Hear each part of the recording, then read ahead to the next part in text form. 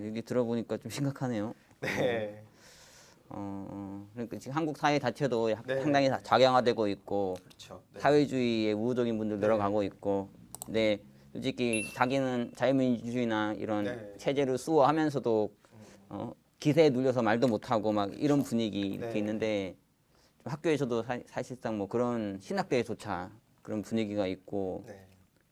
특히 이제 감신대 이덕주 교수님은 네. 기독교 사회주의 산책이라는 책도 쓰셔가지고 어떤 또 기독교 사회주의를 한번 결합해 보시려는 막 이런 시도도 하시고, 그런 거 보면서 제가 조금 한국 사회 이런 자기하는 사회주의화에 감신대의 책임은 없는지, 왜 자꾸 복음을, 그러니까 사회주의적인 것이 전혀 필요 없는 건 아니지만 복음을 우선순위에 두고 그 복음 안에서 사회주의 나쁜 건 걸러내고 네. 좋은 것만 수용하는 방식으로 가야 되는데, 지금은 완전히 복음과 사회주의를 짬뽕 씌워가지고 네. 뭐 사회주의만이 절대 진리이고 네. 그것만이 성경적인 것 같이 이렇게 자꾸 만들어가는 그런 거 보면서 참 속이 상하기도 하고 마음이 네. 아팠거든요.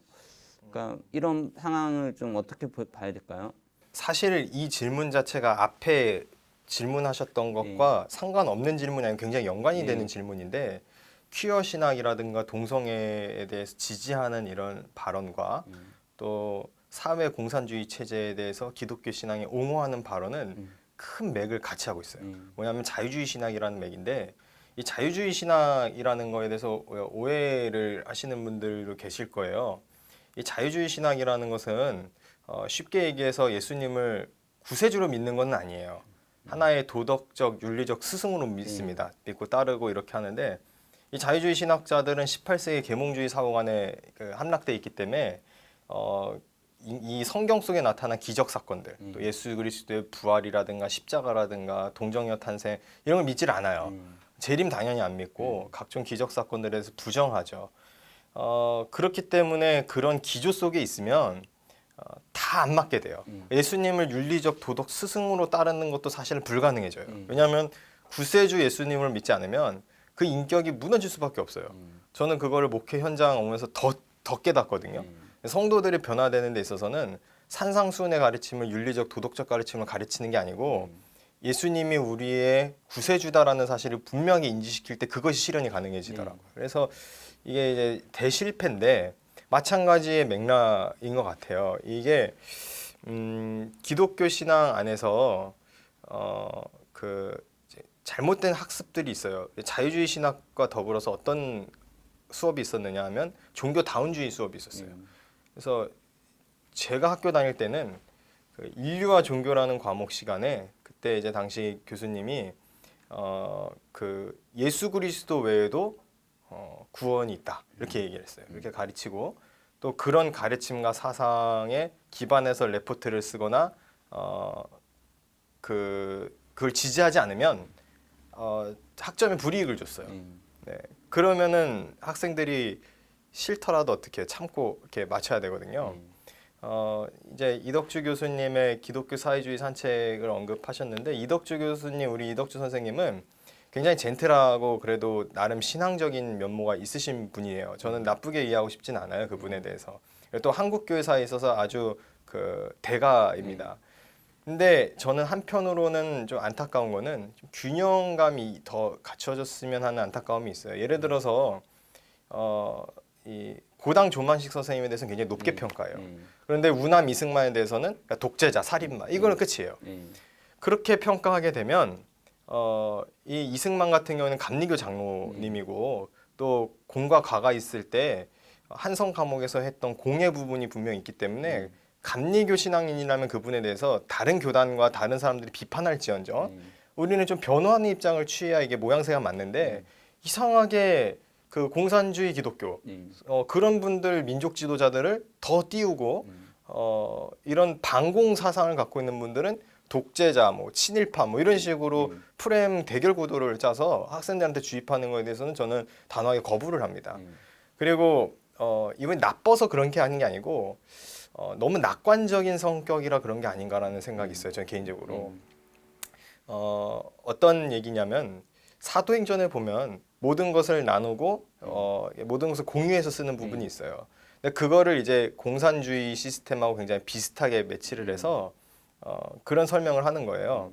그래서 기독교 사회주의 산책 같은 그런 얘기가 가능하고 또 평화를 바라보고 앞으로의 어떤 미래지향적인 걸 바라본 건데 저는 개인적으로 좀 그 부분에 있어서 문제를 제기하고 싶은 거는 저는 실제로 탈북 청소년들하고도 지속적으로 이제 관계를 갖고 만나는데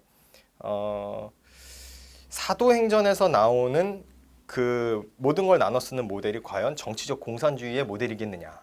저는 그 질문을 일단 드리고 싶고 그래서 설사 그렇다 하더라도 사도행전에서 나온 그 모델조차도 성공한 사례겠느냐? 아나니아와 삽비라 보면 성공한 사례라고 보기는 쉽지 않거든요. 그리고 또 더불어서 제가 말씀드리고 싶은 부분은 이 사회주의 공산주의 체제 속에서 이 신앙의 자유가 없어요. 근데 그분들이 생각했을 때는 어떻게 이게 공전이 가능한가? 이건 일종의 정신 분열 증세로 저는 봅니다.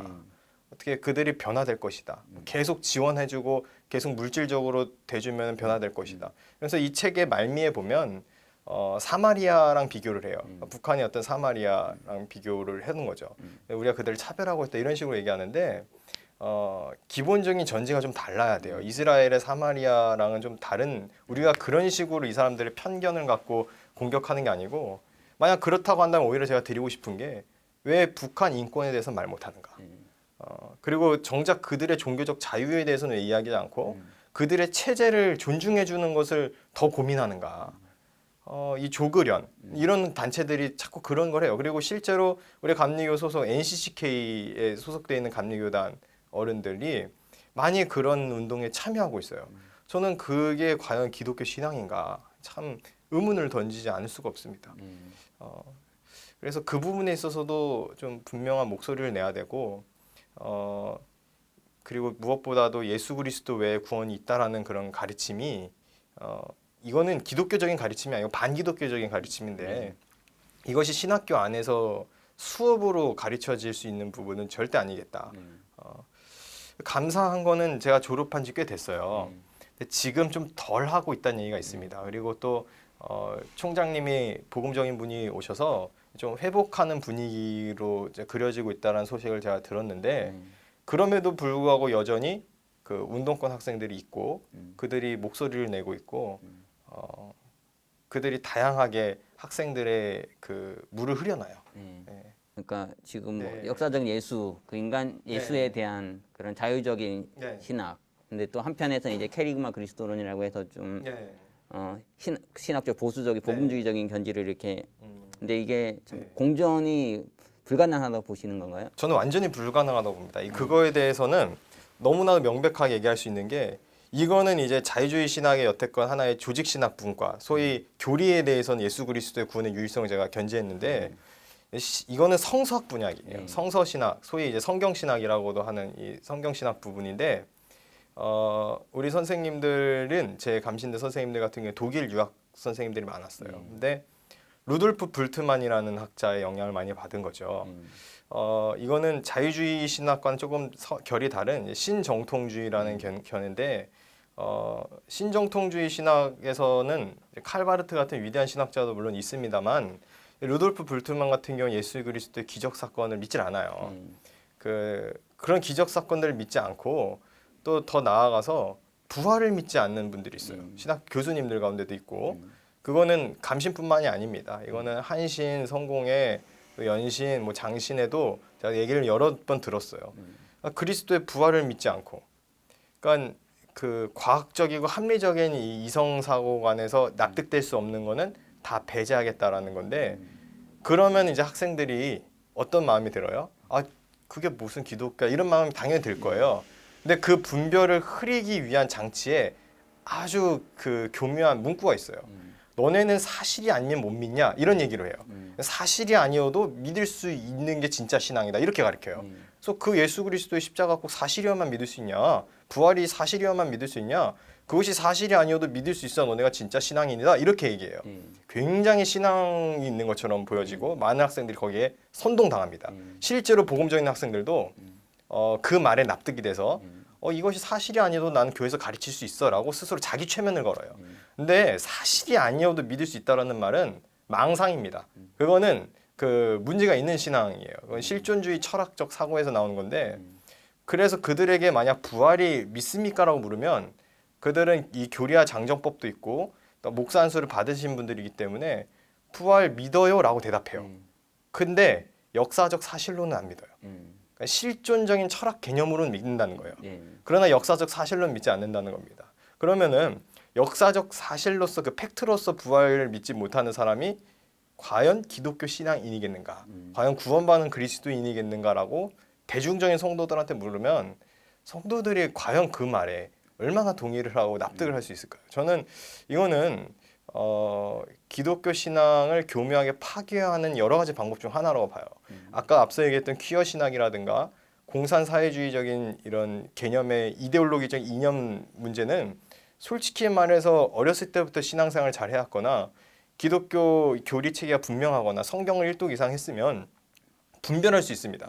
분별할 수 있는데 이런 교묘한 신학적 작업으로 그 학자들의 권위를 내세워서 학생들을 속이는 행동은 분별하기가 쉽지 않아요.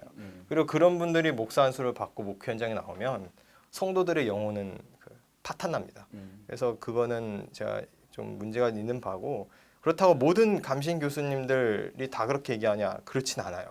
감리교 신학대학교 안에는 복음적이고 신앙적인 분들, 소위 이제 경건 운동 하시는 분들도 일부 계시는데 문제는 뭐냐면은 그분들은 소극적이고 좌경화되시는 분들은 적극적인 운동권들을 소유하고 있다는 거예요. 많은 학생들을 선동해가지고 그들로 하여금 대자보를 쓰게 하고 데모하게 하고 학교 종탑에 올라가서 금식하게 하고 그러면서 자기네들이 원하는 것을 취하고 이런 정치적인 그런 모습으로 학생들을 이용하는 거는 저는 굉장히 문제가 있다고 봐요. 그런 거는 옳지 못하고 그런 행동에 대해서는 제지를 해야 되겠다. 이거는 많은 언론들이 알고 많은 성도들이 알아야겠다. 그 성도들이 그래야 신학교 위해서 또 기도해 주실 수 있겠다. 이런 생각이 가졌습니다. 네.